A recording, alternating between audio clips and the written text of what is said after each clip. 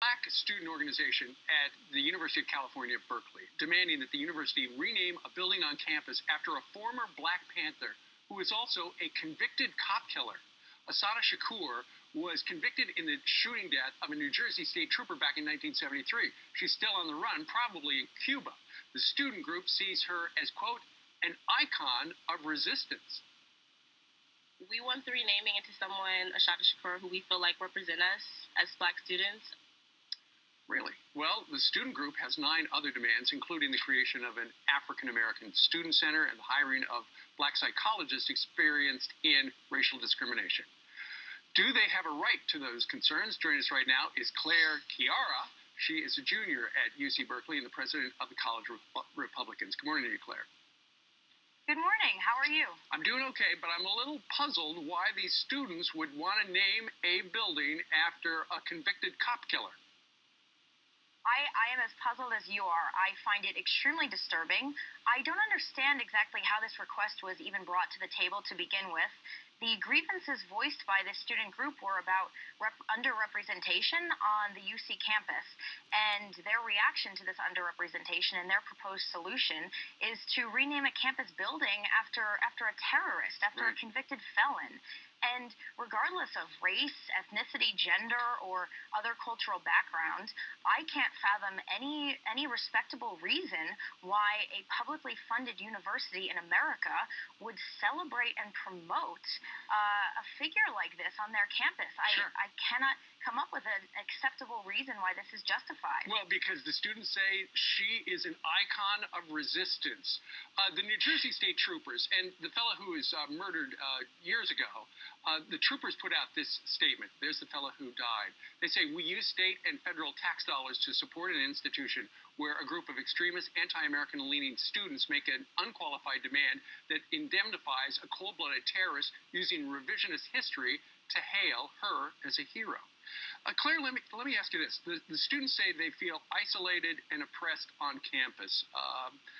What is the proportion of Black students at Berkeley?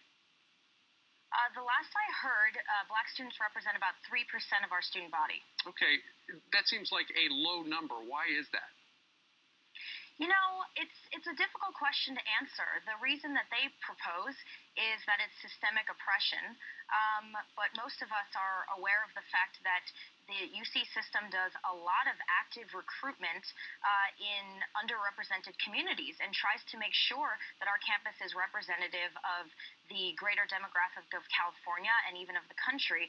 And so the reason why their representation on campus is so low could be them self-selecting out of attending the university, or it could be simply a matter of not being admitted to the school. It doesn't necessarily mean that the school has a particular prejudice against a group.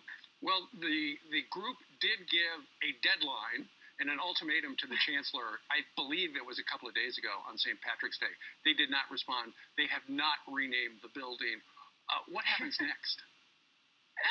You know, these types of student groups, these type of extremist demands are made on the UC-Berkeley campus more than once a week, and oftentimes the administration does ignore it. Sometimes the administration caves.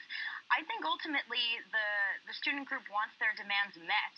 I don't think that they want to go to battle with the administration that allows them the very ability to try to make these demands and try to enter into these negotiations. But at the end of the day, they're attempting to celebrate someone who is a known terrorist, and they're portraying her as an innocent civil rights leader, when in fact she is essentially the antithesis of Martin Luther King Jr. and other members of the civil rights movement, people that put themselves in harm's way, people that that risk their lives in order to change the things in America that needed to be changed, and ultimately it improved the course of history. And this woman is the opposite of that. She's not a civil rights pioneer. No, she's a criminal killer. Convicted of a vile crime. Absolutely. It's crazy that they would ask for that. They're not going to get it. Claire, Chiara, thank you very much. You're the first person up in San Francisco this morning, where it's 4:20 in the morning. Thank you very much for joining us on this Friday. Thank you for having me. All right. What do you think about that? It's crazy, right? Email us, friends@foxnews.com, or you could tweet us or Facebook us. Meanwhile, coming up,